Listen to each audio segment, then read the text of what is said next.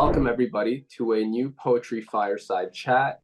My name is David Goslin. I'm the editor of The Chained Muse and New Lyre. And I'm back here with our regular contributors, Adam Cedia and Daniel Leach. Welcome, fellas. Thanks for having us. Yeah, thanks for coming back. I figured now was a good time to keep up our new tradition, right? It's an old tradition, poetry readings, but yeah, it seems very apropos given the times that we're in. I'm always seeing new reflections out in the virtual world on the culture wars, and who's going to win the culture wars? Are the culture wars lost? How does one take back the culture? And people have all sorts of interesting ideas, but I think our goal here with the Chained Muse is really, we're not fighting a culture war.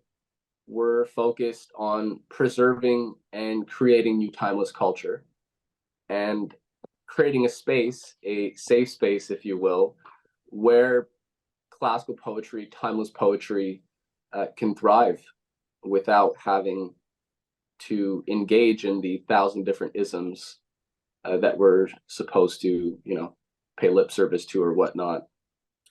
So, if I may interject, there's that old trope. Well, to paraphrase the old trope, you may not be interested in the culture war, but the culture war is interested in you. So we are, by doing our part, we are, whether we like it or not, taking a side in this cultural war. So let's fight bravely. Yeah, and I mean, I think part of that, the right way, is creating a space for original voices, creative living voices today. And so the purpose of these fireside chats is to showcase some of these living voices. So we're going to do more readings, and yeah, strap in here. So we have 4 poems selected tonight. We're gonna a bit across the board here. So we're gonna start with a younger poet called Blake Campbell, who I believe is from Michigan. And I found his poems, which are very, very good, in 14 International Younger Poets, which was published by the editor and poet Philip Nikolaev. So yeah, we're just going to read some poems. We'll get everybody to respond, share their thoughts, and yeah, see what happens. So this one is called The Millennials. What tempts us to this world that light has half erased? Distractions, abstract toxins, left distilled for us to taste. No silence here, no slumber, no slackening this tide of lies and knowledge. We are left unable to decide between them. Sudden flashes scorch most of what coheres. At once, the distant shrinks and grows and flickers with the years. The cold blue light we live in unreels us by the yard in strips of snapshots someone else will find and disregard. The Millennials. That's fun. That's a fun little poetic idea right there. What is a millennial, Adam? You always like to offer us some definitions. How would you define the millennial? How does one define a millennial? I don't think there's an agreed upon definition, but generally it's the generation born between, some say anywhere from 1980 to 1985 through the year 2000, hence the term millennial. I was born in 1984, so by that, I've always considered myself, unfortunately, a millennial, because that's the world and the mind frame I know. I don't buy in that I'm a Gen Xer. So yeah, it's after the boomers, it's the Gen Xers, the millennials, and now Gen Z or the Zoomers or the post millennials are the ones coming into adulthood now. Right. Yeah, I mean, I'm a millennial. I'm 32, so I guess that puts me square in the if we're gonna have labels here. This poem, I mean, it's nice to see it speaks to something very contemporary. In strips of snapshots someone else will find and disregard the cold blue light we live in. I mean, yeah, that sounds like our world, I guess we could say, with our phones and all that. Well, I want to ask you your perspective on this because you're 7 years younger than me, and that makes kind of a world of difference. I when I was growing up, my father was a lawyer too, and I remember his office. They still had um, cassette tape dictation. They mailed letters. They used the Xerox machine a lot. Oh gosh, they had a book library to do their research. The internet didn't become a phenomenon or a publicly accessible phenomenon until I was maybe 12, 13 years old. And even then, you had the dial up. There wasn't, Google wasn't a big thing yet. You had search engines like Alta Vista. So I still remember this pre internet world fairly well. Oh, you had to dial up on landlines and punch in 7 numbers, and watching people on a screen like this was something you saw on the Jetsons or something like that still. I'm just curious what your. You're definitely dating yourself right Oh, now, I but know, I yes. know, I know. Reruns of the Jetsons, but I'm curious what your perspective is, being a little younger. Do you remember the pre-internet world at all, or were you kind of dumped into this, after, No, tech? of course. I remember I was right at the beginning of yeah, the dial up. We still had that. I remember, Nick's mom would yell at us to get off the internet because the phone was I forgot about that. Yes, yeah. you couldn't So use the that was still a thing when we were little. Internet wasn't that special or attractive back then. And so yeah, I mean, there's a right, it really captures that everybody's taking pictures, everything's on screens, everything's recorded in a sense, like they say the internet's forever. And so there's a beautiful little irony here in that despite the internet being forever and everybody recording every moment, most of it sort of like just is discarded. It's almost like it's gone It's so a far extreme that we have very little that we preserve because there is so much. Everybody gets a new phone. You lose your old videos. You lose your old pictures. Finally, like, I mean, I have like no pictures of me from when I was younger when the phones were popular because everything's on phones. And yeah, you change your phone, unless you save your images on the computer and you go to a store and print them, which feels a bit weird. So there's this fleeting aspect, and very much the millennials, we're in that fast pace. We have a generation that's kind of grown up in this kind of fast paced life where things happen so fast that they kind of vanish, and before we can really preserve many things or yeah, maintain them, right? And I think we could say, if we're going a bit meta now, it's very much like that with the art and culture, right? What is a lot of contemporary art and culture, if not that we barely even stop to think about what the latest piece of art means, or the weird thing that we saw on like the street corner downtown or something, because there's already something newer around, and it's just the novelty and an obsession with originality almost. So everything is very quick. There's a turnover, but the question of the timeless and the lasting has suffered, and so that is something that we want to recapture. And that's what I think is the nice little irony about this poem, is that it sort of captures that fleeting moment.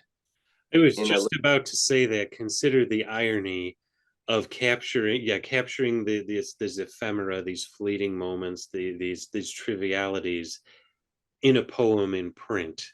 There's a subtle irony to that, and I think that's one of the nicest things about this piece. But I'm curious to hear what a non-millennial has to say about all this.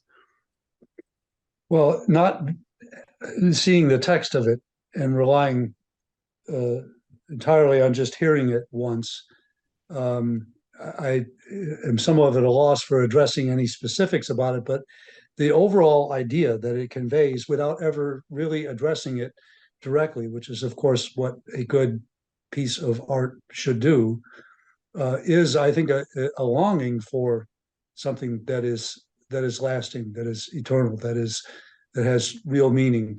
It's not stated, but in presenting these paradoxes, it's what the mind is led to consider. That's what's lacking in the culture of the millennials, and so that's what came across to me. Yeah, And I think this very much reflects something I've been thinking a great deal about lately, which is that this is a very, no matter how degenerate a culture becomes, this is something that's a universal characteristic of human beings, is that they do have a longing for the eternal and for ideas which are of a higher nature than simply their own their own individual minds. Right, and I think that's not a bad transition point for our next piece, and maybe to start to flesh out our the higher theme here for this episode, which is titled "The Re-Enchantment of Poetry." We're going to read another piece. This is in the latest issue of New Lyre, which people can get. If you like what we're doing, this is a great way to support us, and it's a great way to get people nice gifts, original poetry, translation, really a bounty, and the journals come out quite beautifully. And so this idea of enchantment, though, all three of us are in there. Yeah, right. You guys are famous. The re-enchantment idea, right? Like, why do, Dan, you said people have this, there is this innate longing for the eternal. And all poets speak about that, all the good ones, I'd say, in one way or another. And this poem, The Millennials, was an interesting little irony, the idea of trying to, the futility of snapshots in a sense, but that allows us to consider something higher, but that there is a longing. That's why people sort of maybe mistakenly sometimes tradition, right? There's a longing for tradition, for the past. There's all sorts of folks that, long for like some, medieval monarchy where things were sort of quote unquote more stable and traditions were honored. There's all these kind of things which are popular, and there's a lot of problems with them, and we could talk about that for a long time. But the point is, there is a yearning, and you see that people try and to sort of meet that yearning by looking to the past, often looking to childhood, right? This is Wordsworth, especially, but you find it everywhere in poets, sort of looking back to the sort of magic of youth as this kind of transcendent thing that we wish to recapture. And as I think we can observe, it's not the real thing, right? The idea isn't to actually become children again, but sorry, there's something there. How do we recapture that innocence, and is that possible? And I think that's really the beginning of a spiritual journey, in the sense, for a lot of people. And so this next poem by Roland Hughes, who is a Welsh poet writing in his writing shack in Wales, I think he captures this in a quite interesting fashion. So we'll get you guys to comment right after I read it. Rowing Away the Wind by Roland Hughes. It was the best kite we'd made, at least the only one that flew. An old tablecloth, needle and thread, bamboo canes, string and folded strips of newspaper for the tail. As a man yelled, "It's too heavy to fly," the sky lifted it effortlessly out of our clumsy hands. It climbed the wind's ladder, rising above the impurities of coal. Through squinting eyes, we could see its silhouette under a sunburned cloud. We were butterflies, playing as children, flying through each other's minds, pulling the wind from the sky. When the sun whispered its last dream, and the moon was too heavy to tow, the umbilical cord broke. We walked home under an indifferent sky, wondering if our kite would ever reach the ground. And in our beds, we were butterflies again, though our wings invisible from each other's eyes. We talked of how easy it was to fly, made finger shadows on a dark wall, daring light to interrupt our thoughts, afraid to sleep in case we woke again as children.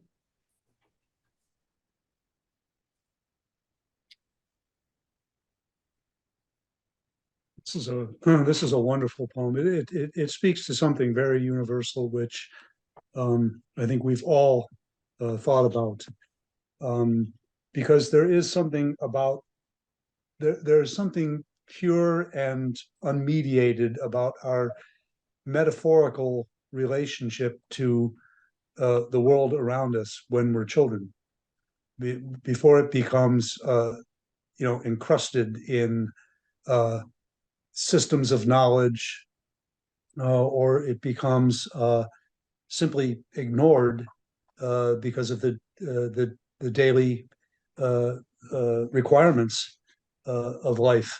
When we're children, we have this because the imagination is completely unfettered, and given the freedom to exercise itself. So we imagine these metaphors, these I just love this. The sun whispered its last dream, and the moon was too heavy to tow. The umbilical cord broke. The children are imagining these things, and that they are themselves butterflies, and and afraid to sleep because this dream, this beautiful waking dream, might come to an end. And I think it's just everything in it speaks to that. A man yelled, "It's too heavy to fly," but the sky lifted it effortlessly.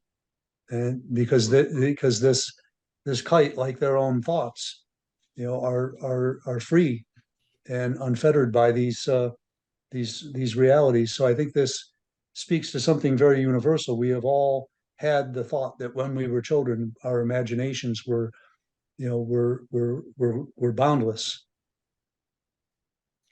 Yeah, and there's that contrast between the fantasy world and the real world. I particularly like that extended metaphor of the children imagining themselves as butterflies. Mm-hmm. I see it with my own young children, except they pretend to be dinosaurs and things like that. But it's an escape, and they're afraid. That last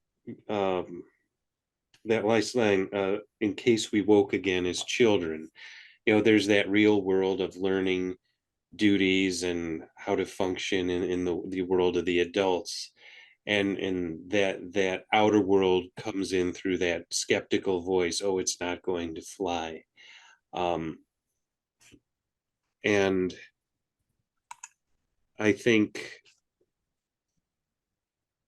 and I agree, this captures that world of imagination. And then implicit in that is that world hasn't died. It's still in each of us. And I think that's what poetry does, is it still unlocks what of that world remains, from our childhood. And I would refer to Wordsworth's Ode on Intimations of Immortality. The adult can't go back to childhood, but he can hold on to what stays within him from that childhood. And I think we see that really well in this poem here. I agree. Yeah, and I mean, I'd throw in one more thought. How are we doing for, well, still probably have time, The right? 10-minute timer just went off. Okay, so yeah, we're splitting this in two. But I think as well, though, yeah, I think that as one matures as well, there's a re-enchantment that happens that I think is the necessary third stage, right? If we say there's an early childhood enchantment, childlike enchantment, everything is sort of magic and wonder.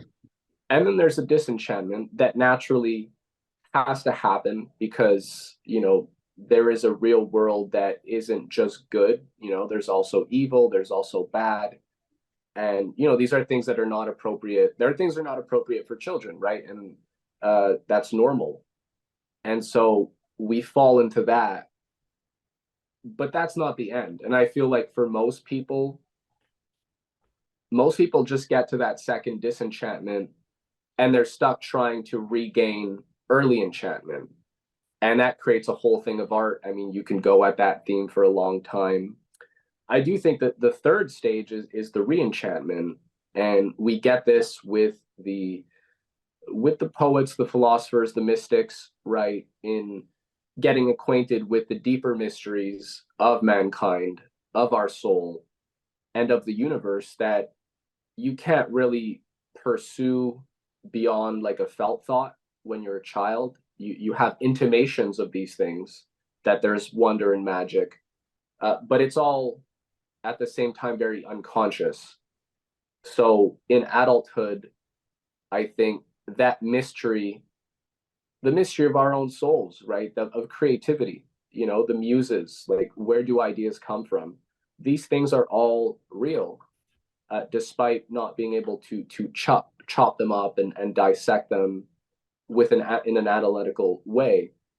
And so our society has arguably, this is where the longing for enchantment comes from, where we have this very ultra rationalist society, which ironically, it seeks to unweave or dissolve all the mysteries of the world and to explain them, all only to say that at the end of the day, actually there's no meaning, right? It's just this cold rational machine. We just live in this cold rational world.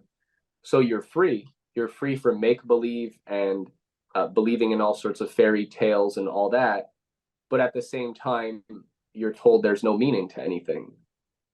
So you're free to live in a meaningless world. Like what kind of freedom is that? And so I think that's, for a lot of people, there is that intermediate stage where then it's like, well, actually, no, there is mystery, right? There are so many things that we don't fully understand and never will. And creativity, right? That every individual is, in the creative image of God and has this capacity to develop these faculties, despite the fact that we have an education system that tries to basically strangle that out of people through the drilling and grilling. And we're not asking why anymore. Children are always asking why.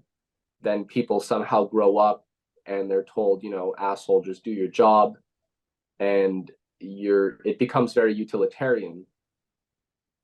So getting to the other side of that is, I think, what all the great poets, Dante, Homer, Keats, Shelley, I mean, they're all getting at this in different ways. And I think that's where the re-enchantment comes from. And how do you awaken that in an increasing number of people?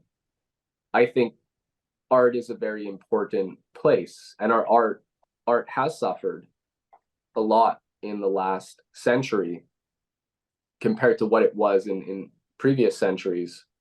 So by reviving that, I think the natural enchantment and wonder that we're told is a thing of the past naturally sort of makes itself known if we're willing to pay attention and listen and read great poetry and great living poets today. So with that said, we'll be right back on the other side. There's a turn coming now. There's a twist with the next poem.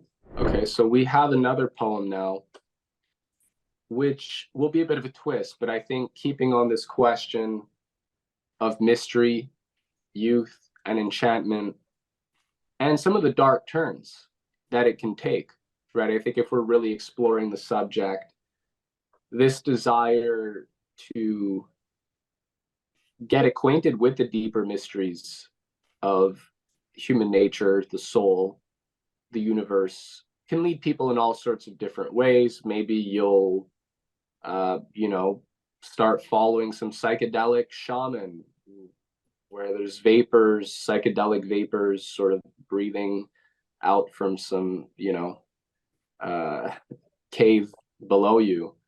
Or you'll join a Gnostic sex cult or something and learn about the mysteries of Dionysus, or maybe you'll become an initiate to the Eleusinian mysteries, which are actually becoming quite popular again today. There's a yearning. And so what are the healthy ways to go about that? And what are the less healthy ways? Great art is all about contrast, right? A contrast of opposites. So we have some intimations of this re-enchantment. I'm gonna read one now. I'm actually gonna read Schiller's The Veiled Image at Sais. I think it's not too long and it will work well with our theme. And we have a final poem to close it up that will hopefully bring everything together for people.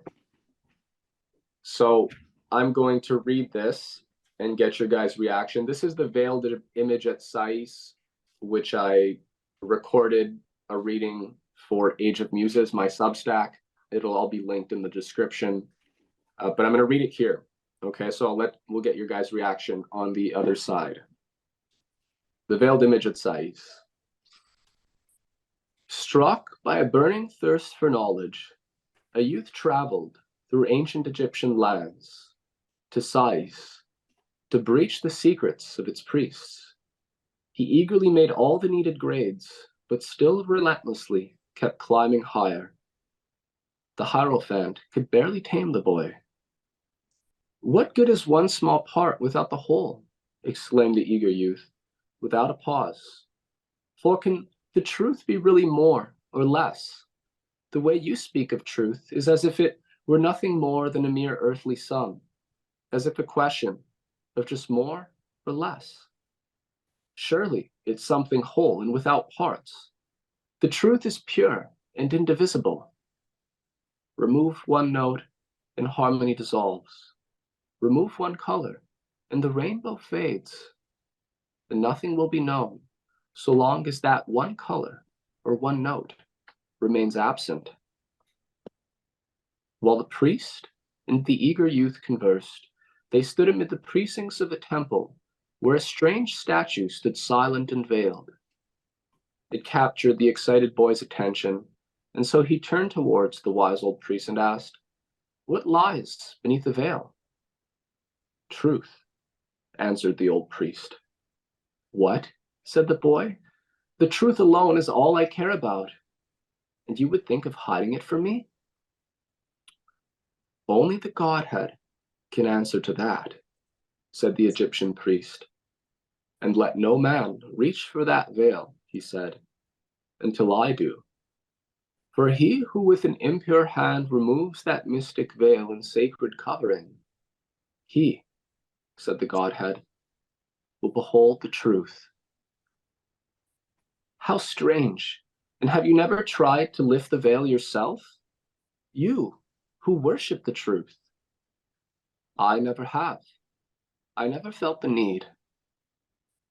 Could it be that only a thin veil stands between me and the truth of things, he asked. And a divine decree rejoined the old priest. The weight is heavier than you might think, though it may seem light to the hand. Heavy, so heavy can it weigh upon the mind. Lost in his thoughts, the youth made his way home, but he now burned with a desire to know.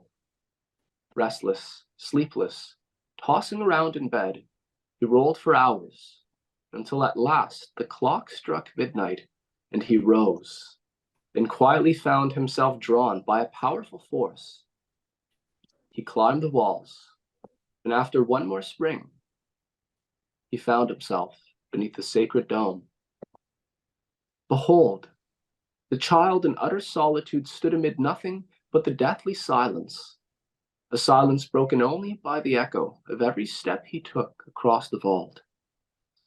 And through the aperture of the high dome, the quiet moon rained down her pallid beams just on the place where, shining in the light, the statue stood, concealed by its long veil. The boy began to walk towards the form. Hesitant, he moved his impious hand towards the statue, and then suddenly, a chill ran down his spine. An unseen hand repulsed the boy. "What do you want?" echoed a tortured voice within his shaken breast. "Would you dare profane the holiest one?" "It's true," declared the oracle.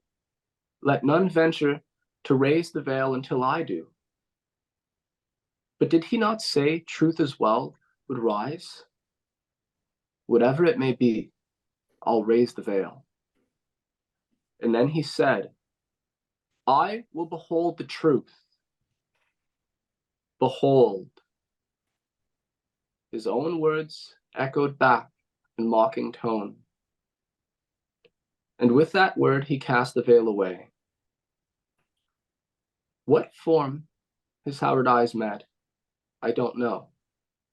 When the warm, fresh morning's breeze returned, the priests found a pale and unconscious boy lying before the pedestal of Isis. He never shared what he had seen that night. From that day on, his happiness had fled. Deep sorrow brought him to an early grave. When pressed by questioners, he only said, "Woe unto him who comes to the truth through guilt. Delight will forever be lost to him."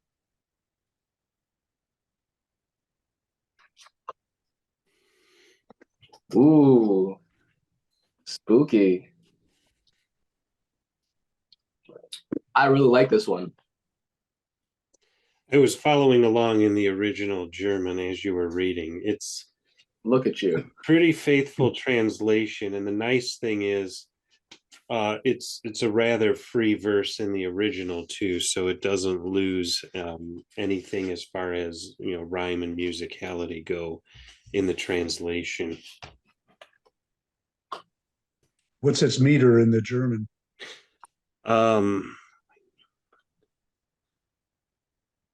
It's actually, it actually looks iambic to me, which is rare for German.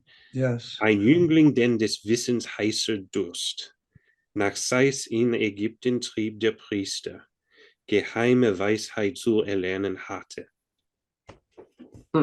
Interesting. Mm-hmm. So, what does this poem make you guys think of? Free associations are allowed here. I can tell you what I think, but it's there's a historical background as well. I mean, the whole Isis statue, and if we even read the Wikipedia page for this poem, it's actually interesting. Sometimes the Wikipedia is kind of useful for, you know, factoids and fun facts that we wouldn't just offhand have access to.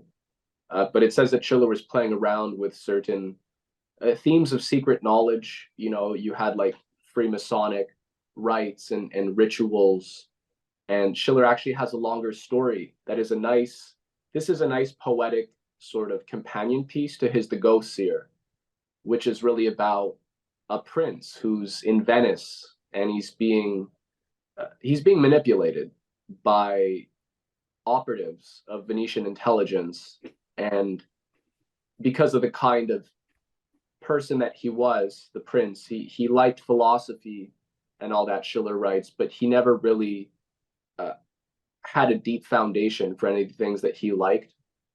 And so he got interested in all sorts of, from the occult to then becoming a very sort of religious, dogmatic type, and to then, encountering all these weird, sketchy scenarios and people where everything seemed so strange and didn't seem to make sense. And he was lured into different things. So that's in the story. And yeah, so the whole ISIS mystery cults, and what happens if you're the kind of eager person who, you're not convinced with the shadows on the cave wall, we could call it the orthodoxy, the world of doxa, of opinion, of official, the official story of things about the world, our society, governments, whatnot. And so you start to lift the veil. But what happens if you're not necessarily equipped to navigate the things that you're going to encounter? All sorts of narratives can sort of be stacked onto that. And I mean, arguably, this is an argument for, this is what happens when you sort of stray from the herd. You start realizing things that you were told were not true. Next thing you know, you're in a Scientology cult. You've joined some cult because they sort of revealed something to you that wasn't true, and that bursted your sort of fantasy bubble. But just because you've had your beliefs sort of torn down doesn't mean you know what's true, right? And so that leaves a big void for people, and it can be overwhelming, like I think. Go ahead. Well, I found it very interesting, and I'm just trying to think anew about this poem. I found it very interesting and ironic that he ended it the way he did, because your mind is kind of anticipating that some terrible thing is going to happen to him because he's going to lift the veil, because he's become obsessed with it. But then at the end, it's not a surprise that he's destroyed emotionally and mentally, and it can never be happy again. But when he says, "Woe is he who comes to what does he say, knowledge from guilt," I would have anticipated him saying, through pride, or lust for power, or some other thing. But guilt is a very interesting. What's the German word, Adam? Is it guilt? Jagen. Schuld. Weh dem, der zu der Wahrheit geht durch Schuld. Schuld. Which is guilt. Yeah, My German is not good. Guilt or fault. Fault would be another good word to translate. Yeah. Oh, fault. Well, that would be different. But guilt implies that there's some inadequacy that he's trying to fulfill through knowledge. But in a obsessive way, rather than in a Socratic way, as Socrates would have, through the sheer goodness of discovering truth in order to become wise and good. There's something obsessive in this, and of course this is always self-destructive. But I thought the irony in it kind of threw me for a loop, because I would be expecting some other word. Yeah, the first time I read this, I kind of had the same reaction. Was, oh, that's not how I expected it to end. And there's always that open question: was something revealed to him that made him reach this conclusion, or was it just simply the act itself overwhelmed him and led him to that conclusion? And I think it works great either way. My own preference is for the latter, but I don't think it necessarily rules out the former. And I also wanted to mention too, the reference to Sais is curious. Now, granted, hieroglyphs weren't first deciphered until this poem was written in 1795, so they weren't first deciphered until 23 years later.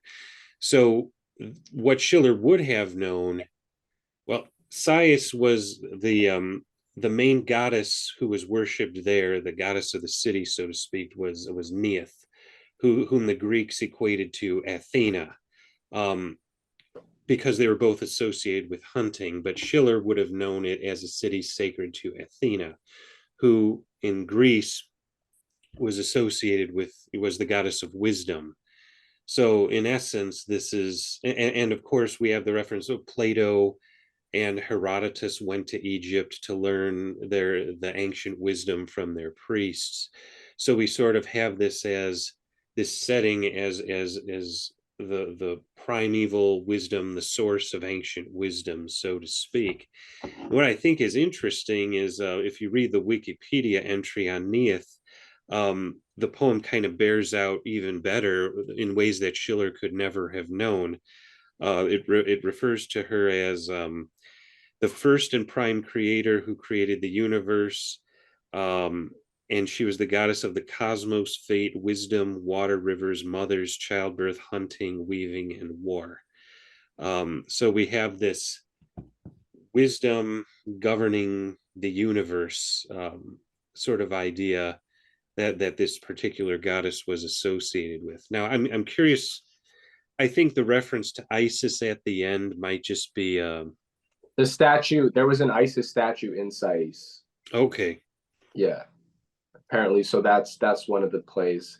Kant also talked about that statue, like that was the pinnacle of the sublime in art, apparently. So it's a popular theme that I think what you're saying though is partly true, Adam. Like we can universalize the truth that it's universalized such that there's particulars, but technically the poem kind of it's become its own thing, right? Where Yeah. we can keep drawing from it, and the particulars are one set of facts, but then yeah, I think it really opens up a whole universe of fruitful questions that are fun to explore.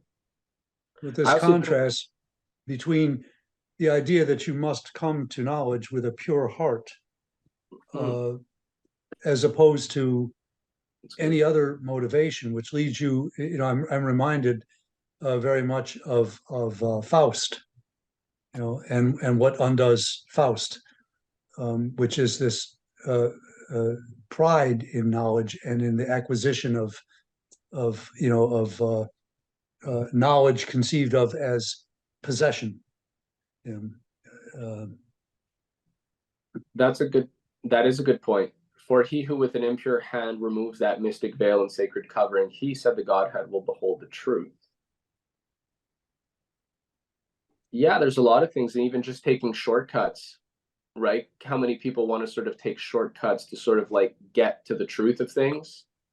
But that just really means they're not willing to develop themselves or do the work. And then that causes all sorts of problems, because one could argue Tim Dillon has this great bit that he talks about, like with the QAnon movement, and how he has a funny, I brought this up before, but he has a funny skit where it's the JFK tour guide, and he's just batshit crazy schizo, sort of throwing out every conspiracy possible. And JFK is still alive, Marilyn Monroe's still alive, they're in a bunker, and they're going to be there for Trump's 2024 inauguration kind of thing. And so Tim Dillon makes the point that a lot of people who had just been regular quote unquote normies, once they found out about like the Jeffrey Epstein sort of, turns out pedophile blackmail rings control a good deal of the corridors of power in Washington and such, their minds melted, is what he says, right? It was just so much. But the point is, they didn't really, that's how they came online. They didn't do any sort of deeper spiritual work and just learn to make discoveries about principles and get acquainted with the deeper good that is in mankind. And if that's not a concept, then of course the bad stuff is going to be terrifying. Not because it's the end all, but if people don't have a foundation, then yeah, a lot of stuff is going to be overwhelming. And that's not different than children being exposed to things that are above what they should be exposed to. And so in that sense, We've all heard that saying, there are no shortcuts, least of all with the truth. I'll let you continue. yeah, and I feel like this is a healthy fear, right? When having, like, you know, they say a healthy fear of God, Proverbs, fear of God is the beginning of wisdom. Then I would chime in, it's probably somewhere, but it's not the end. The end is love of God, love of truth. But the beginning, you know, is a fear that has some merit, right? So this poem has an ability to sort of give us a visceral experience of, like, do you really want to know certain things that maybe you don't need to know? And you know, should man eat from the tree of knowledge of good and evil, right? Is it that there's the idea that it's not just knowledge of good but knowledge of evil that man is curious about, and by biting into that, you expose yourself to something that is unnatural and that you don't really need, and it's more out of a curiosity, and that strict keeps you away from actually just feeding yourself with the good stuff and going deeper into that, because you want knowledge of not only good but also evil. That's another, I'm just throwing it out there. Yeah, and in religious terminology, fear of the Lord and reverence are interchangeable. And when you fear something, you respect it. You respect the power it has. And we're not talking about abject, cowering fear. We're talking about respect for the power something has, and what is more powerful than the truth. Right. Yeah, it's a rich theme. It's a humbling theme. Ultimately, I get a sort of, you know, humility out of it, and yeah, it's very nice. So yeah, there are pitfalls. You know, people got to watch out. We want to regain that childhood magic and wonder. We're hungry for mystery, but you know, there's a lot of different ways that people will try to get to that. Now we're going to switch gears again, and you know, we do want to leave people on a good note, and there are good notes. So this is Dana Joy's 99 poems, and this one's called The Lost Garden. So we're bringing it all together here. We're coming full circle. The Lost Garden. Let's see if people can figure out what this one's about. What page are you on, just real quick? 181. Okay, thanks.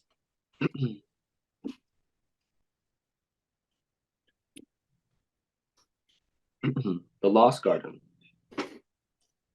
If ever we see those gardens again, the summer will be gone. At least our summer. Some other mockingbird will concertize among the mulberries, and other vines will climb the high brick wall to disappear. How many footpaths cross the old estate, the gracious acreage of a grander age? So many trees to kiss or argue under, and greenery enough for any mood. What pleasure to be sad in such surroundings, at least in retrospect, for even sorrow seems bearable when studied at a distance. And if we speak of private suffering, the pain becomes part of a well-turned tale, describing someone else who shares our name. Still, thinking of you, I sometimes play a game. What if we had walked a different path one day? Would some small incident have nudged us elsewhere, the way a pebble tossed into a brook might change the course 100 miles downstream? The trick is making memory a blessing, to learn by loss, subtraction of desire, of wanting nothing more than what has been.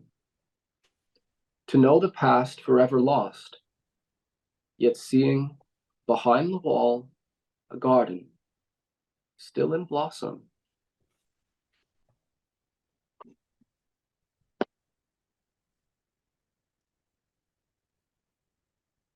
I really like this poem. Mhm. Revisiting an age-old theme, and yet this is a living voice. Dana's a living poet.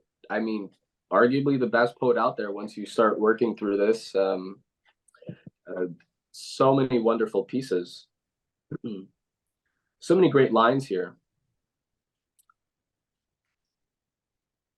Well, this is a very interesting take on again, a very universal feeling that I think all poets have dealt with at one time or another, and that I think Poe gave expression to in his prose writings about poetry.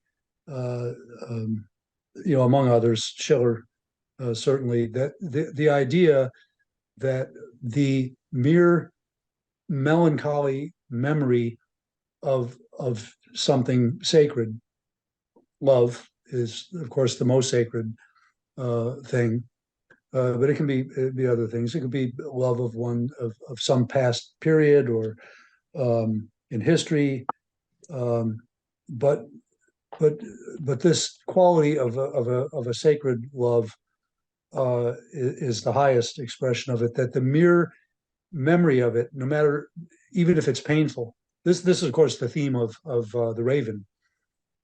Is a higher form of pleasure than any actual pleasure, because it is sacred. And um, what the poet here is doing is giving it an even further twist by saying that it is that that the mere idea of this continuing, that there's sort of a continuing process uh, going on that this garden still exists and it's going on, but his imagination can imagine how things may have been different, but yet even with that imagination of something having been different, the satisfaction with what was, the coming to a place where he accepts the sanctity of this memory, is greater than even the contemplation of what might have been. It's a very spiritually satisfying poem, I think, for those reasons. And there's much more there, of course. Yeah, I picked this one because I mean, this is an example of someone who you can tell by reading it has made it to the other side, right? And has not sort of tried, the second beatitude from the Sermon on the Mount is blessed are those who grieve, for they will be consoled. Mm-hmm. And how many people, because they're trying to flee some pain, some past thing, ultimately get stuck their whole life trying to recreate a certain magic or finding a way to change the past, doing things in the present that only complicate things because they're trying to recapture something that is gone. As opposed to when you sort of let, you could say, the suffering, the pain transfigure oneself, you make it to the other side, right? You become a different person. But there's also, would you really want to be someone else? Knowing what you know and the wisdom that you've gained, had you not had the experiences that you have, would you be the same person? What might you lose? And so to be in that place where you are happy and have gone the whole way, you don't want to lose that either. Mm-hmm. And so this is there's an interesting paradox. Like, do we really want this pure garden again as well? We could say yes, or if we had the chance, we'd say yes, but it's not. And in a sense, it's almost, there is some there's a consolation almost in, it's in the past and it's a sacred memory. And he's thankful for it. Yeah, and I think that's where we all want to be, in the sense, like, the past is, you know, I know people who, I was at a funeral, and for my friend, she was 83, she passed away, had a lot of cancer, and I mean, a wonderful woman, and deeply spiritual, and beautiful, saintly figure, and a lot of bad things had happened to her, a lot of bad things, and her husband said that, you know, she, even on her death, she never regretted anything. Like, all the bad things that ever happened to her, and all the crazy things, she didn't regret any of it. Having made it to the other side in this life, she could look on everything that happened and where she was, and not feel that she would want to change anything. And that's a nice place to be, and that's the place that we all want to be. And Dana captures this very beautifully, right? Like, we don't know, everybody has their own story and background, and in a sense we don't need to know, though, because everything is sort of made wonderfully clear here, and whatever the particulars, it wouldn't change the transcendent beauty and truth that comes across here, which is so satisfying. Yeah. Well, when you He's ultimately, he's thankful. He's thankful for this, even though it involves suffering and pain. He's thankful for this because it is as you said, you know, it is a part of who he is.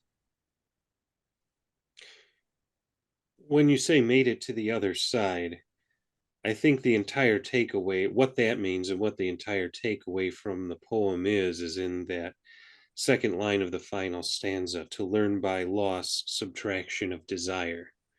That's Cool subtraction of desire. yes. No. Isn't it? Yeah, no, just so to learn by loss, subtraction of desire. Oh, the version I'm looking at that was online says cool subtraction. Interesting. That's possible. All right.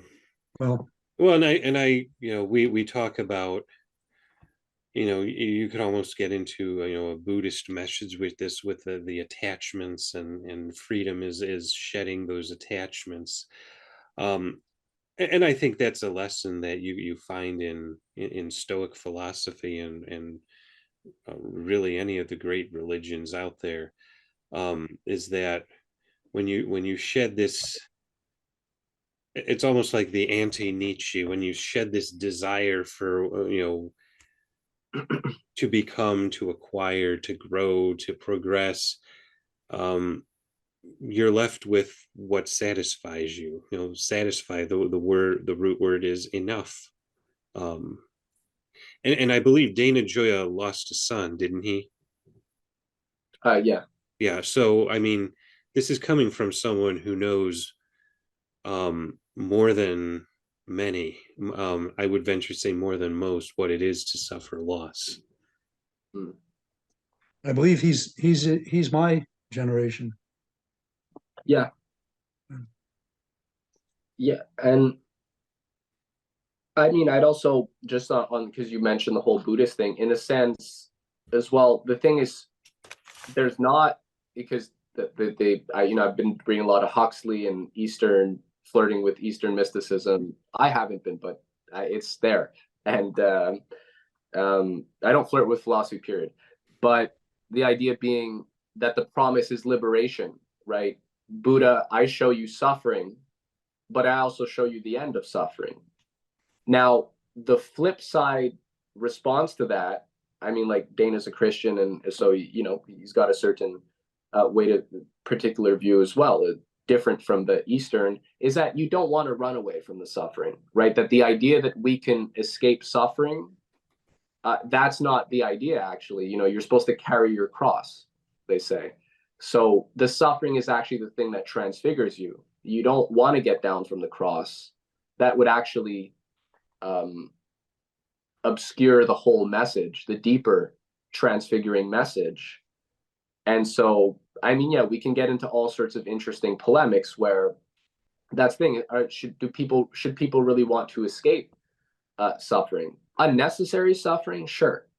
But if we live in an imperfect world, right, it's going to have imperfections if we live in a fallen world. And so to try and avoid that would also not be natural, right? It comes with it.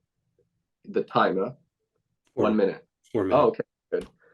So that's a flip side, right? In that maybe, and Keats has a great poem on this too, Ode on Indolence, or sorry, Ode on Melancholy. Melancholy, right? yeah. Go not to lefty, neither drink wolf's bane, tight rooted for its poisonous wine. Drink not or something you berries. But the idea is don't take all these things that are gonna cause you to tap out and to escape. Let the whole thing sort of hit you. Let reality hit you. Whatever it is, people are trying to run from.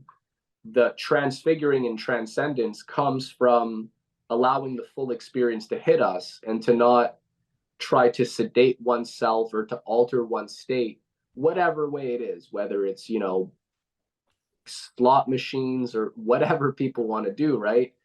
So that's a very powerful message that it's okay to just let things happen, but it's going to change you. And people are afraid of that change.